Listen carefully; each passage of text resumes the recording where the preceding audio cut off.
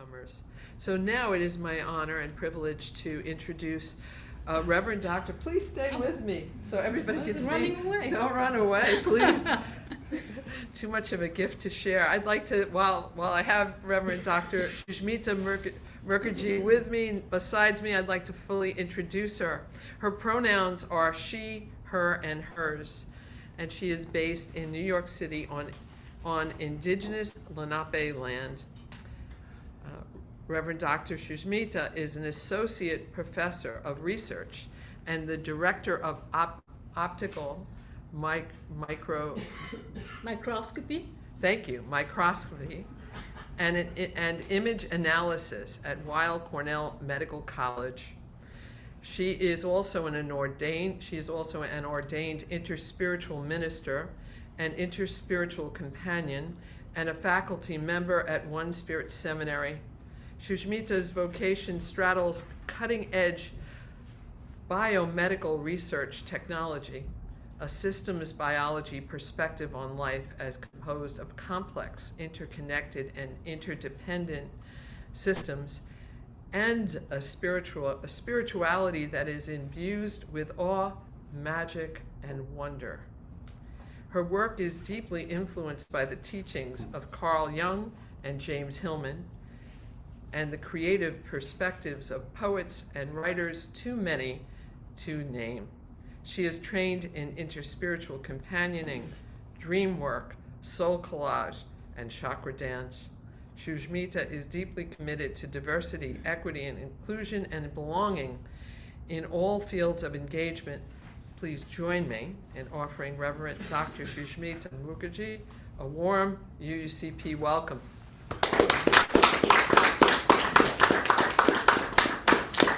I am so delighted to have a friend, a colleague, and a person I have looked up to for many years here and to share with this community. Thank you for being with us. And please. So my title for today was Grace Amidst Chaos, Lessons from Warrior Goddesses in a Time of Political Turmoil. I wrote this title in the blurb a few months ago. And as I sat down to actually put this talk together, I was like, there's no way that I can do this in 20 minutes. It's not possible. So one of the decisions, executive decisions I've made is to bring it down to one goddess. So we're just going to speak about one, and that is Kali. And I chose Kali because she's close to my heart. And she is also the goddess of my people. So I come from Bengal in India, which is on the northeast of the country. And most of the Bengalis who are Hindus will call themselves Shaktas. Shakta are the people who practice the lineage of Shakti. Shakti being that primordial feminine energy. Shakti literally means power. And she can manifest in many different forms. Rhonda read some of the stuff from Devi Mahatmya, which is like our central text of the Shaktas. And the goddess shows up in different forms for different purposes at different times. So,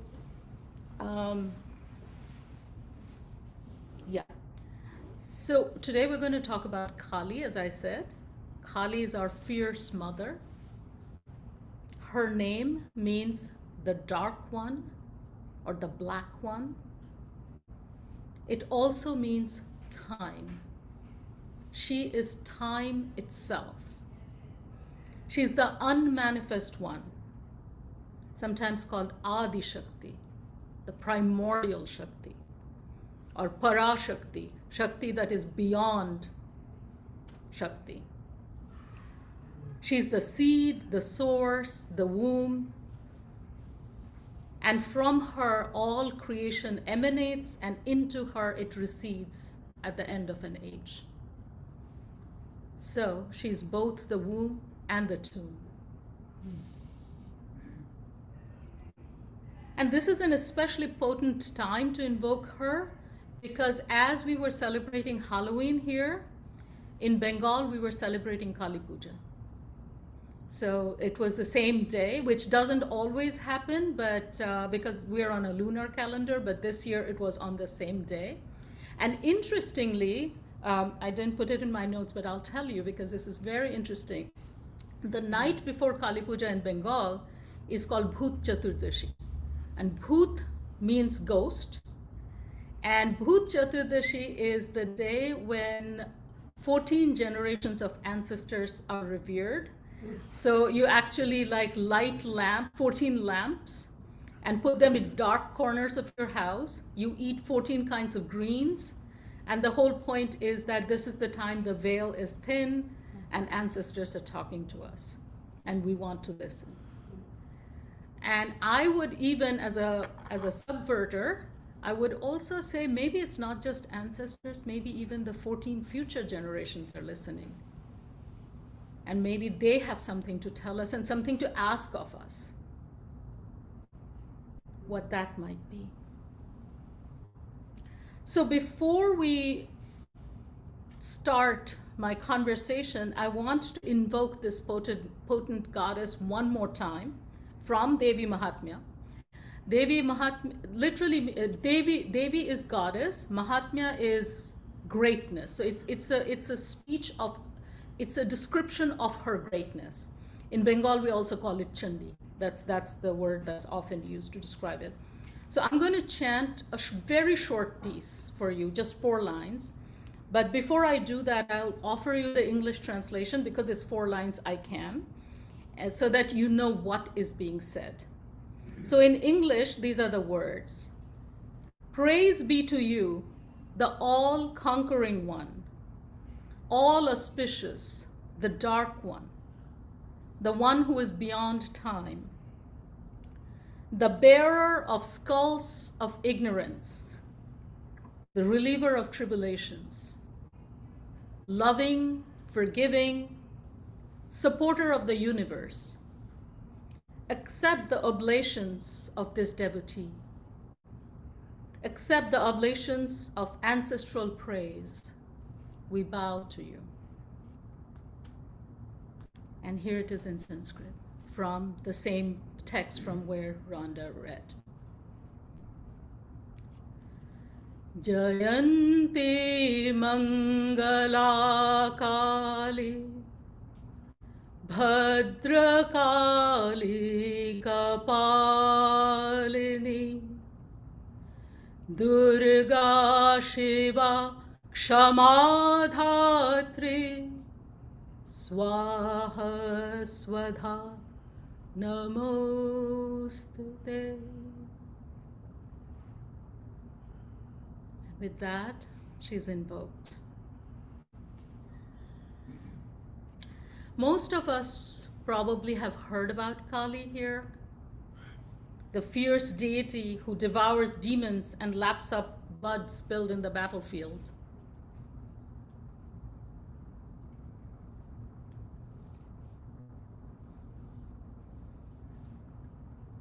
Many of the other goddesses in Devi Mahatmya and other texts are described as the one who glows like 1,000 suns, or the one who sparkles like a jewel. Not this goddess. She's described as naked, with sagging breasts, unbraided hair flying, clad only in bone and skull ornaments. Her long, bloody tongue lolls all the time, dripping saliva and blood. She has 4 arms. In one hand, she has a flaying knife. In one hand, she has a freshly severed head with blood still dripping. On one hand, she has a skull cup filled with blood of wisdom. And the 4th hand extends out in Abhay Mudra. Do not be afraid. That is our mother.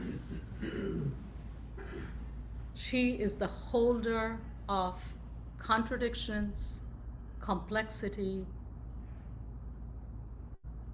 the yes and place.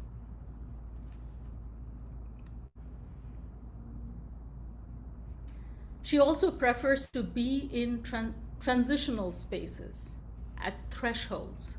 So some of her favorite places are battlefields and the charnel ground. She is the goddess of end times. Next, I'll read to you a poem written about her by Swami Vivekananda that many of you probably have heard. He was the first person who brought the Vedantic Hindu philosophy to the West and participated in the very first Parliament of World Religions in Chicago, late 1800s. And as I read this poem to you, my invitation to you is to let your mind go to the battlefields in your own life. What are the battles you are engaged in right now? In your personal life, in your body, in the life of your family, in your community, in our country. Who or what are the demons that need to be demolished? Do they really exist outside of us? Or are there outmoded attitudes, parts of us that we are otherizing? Who am I calling not me, not one of us? Who am I placing in the shadow?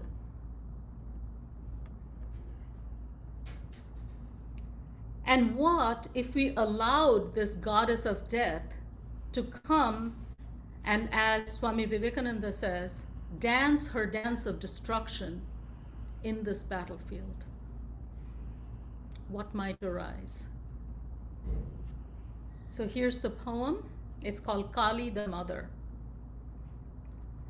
The stars are blotted out. The clouds are covering clouds. It is darkness, vibrant, sonant. In the roaring, whirling wind are the souls of 1,000,000 lunatics just loose from the prison house, wrenching trees by their roots, sweeping all from their path. The sea has joined the fray and swirls up mountain waves to reach the pitchy sky. The flash of lurid light reveals on every side 1,000,000 shades of death, begrimed and black, scattering plagues and sorrows, dancing mad with joy. Come, O Mother, come. For terror is thy name. Death is in thy breath. And every shaking step destroys a world forever. Thou time, the old destroyer, come. O Mother, come. For who dares misery love and hug the form of death? Dance in destruction's dance. To him the mother comes.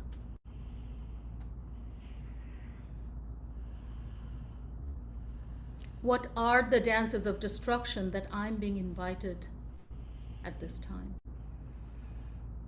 What is no longer fixable, as they say, by chewing gum and Scotch tape? What aspects of modernity, this neoliberal, capitalistic, patriarchal, colonial model of business as usual, cannot be repaired by temporary measures anymore? What needs to be rent apart, broken down to the primordial building blocks? And yes, this kind of hospicing of modernity will bring us into the battlefield of binaries, of good and evil, black and white, light and dark, Republicans and Democrats. In this battleground, we may recognize those who are arrayed against us as our own family, our own blood. In these battles at end times, we're often asked to slay what is near and dear to us. What attitudes and beliefs that have stood us in good stead at an earlier time in our life is now time to die. It's time to let die. Can we hospice that? And remember that in the West, it's interesting, when people talk about Kali, they often talk about her as the goddess of death and rebirth. I think it's a cop-out. Because she's the goddess of death. Pause. There's a period there. And we do not know how long we have to wait in that death before a rebirth can happen. We have to fully sink into the dying. So it is not this quick death and rebirth.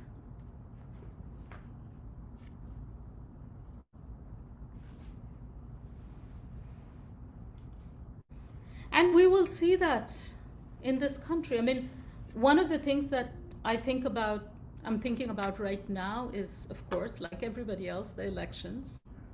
And I know that no matter what the outcome is, 50% of this country is going to be heartbroken. 50% of this country is going to be angry. What do we do with that fire? How do we harness that fire? And is it possible that we can convert this fire, we can harness this fire and make it a campfire or a hearth fire where we gather together and we wait out this pause? And not only we wait out the pause, but we invite others to come to our hearth, come to our campfire. And we share food and we share stories. Maybe there is no quick fix. And that's the lesson of this goddess, is you can't fix everything. Some things need to be recycled completely. And Mother Nature teaches us this, right? This currently is the season of loss, of decay, of rot. And it will be followed by a season of dormancy, where life will go underground, will quieten down. There'll be no growth until spring comes. So the seed that is underground has to trust both its current situation and that there will hopefully be a spring. And not every seed will make it. We know that too.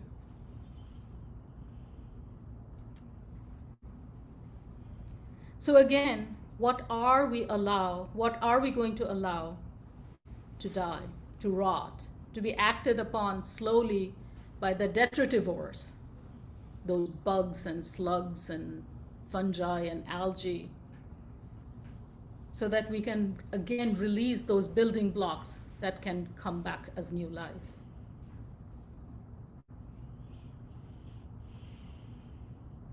And again, this is a battlefield, and when we are in this chaos of the battlefield, it is very hard to know right from wrong, friend from foe.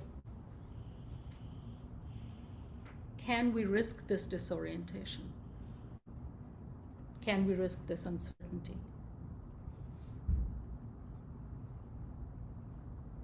I'll tell you just one brief story about Kali, because I think it really encapsulates how the feminine energy, the goddesses, win battles, not by being the strongest one, but by breaking down the rules of the battle. And this is a very brief story out of a much larger story. And so a battle is already ongoing between the demons, and it's Durga, the one of the goddesses, who's the warrior goddess. She's fighting, and the battle is going really well, and it looks like the gods are going to win, so everybody is happy. And then the demons come in with a twist. They send into battle this one demon whose name is Rakta Bija. Rakta Bija literally means blood seed. This demon has a special quality. Every time he's stuck and a drop of his blood falls on the ground, 1,000 new Rakta Bijas arrive. So the more successful Durga is in hurting him, the more number of foes come up. And the gods are very scared. They think, okay, this is not going to go well. And Durga, being the feminine energy, she realizes that this penetrating, forcing energy is not working anymore. So she pauses in the middle of the battle, closes her eyes, and furrows her brow in concentration. And from that furrowed brow is born Kali. And Kali comes out cackling, her cackles being heard in the 10 directions. And now, every time Durga hits Rakta Bija, before the blood drops can fall on the ground, she licks them up with her long tongue. She sops up all the blood. And very soon the battle tide changes. Rakta Bija is no longer very dangerous because his blood cannot land on the soil and cannot form 10,000 more Rakta Bijas, and the battle is won. So that's the story.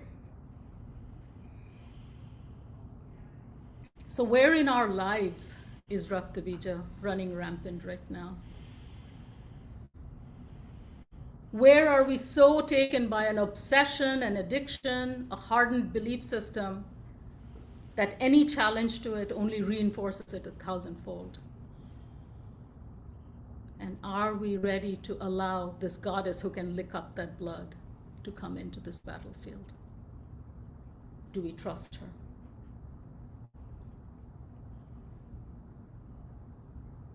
In fact, many, many worshippers of Kali will say this is how love looks like. This is the fierce love that is not coddling, but that is allowing for true transformation to happen. And I'll close with a song that was written in her, honoring her. In Bengali, we have this whole culture, this whole genre called Shama Shungit, which literally means songs for the dark one. And these are songs of adoration for Kali. So this is one of them. This was written by Kazi Nazrul Islam, who was the national poet of Bangladesh, was a Muslim, which is interesting too. So these are this is the last thing I'm going to read, and then I'll stop.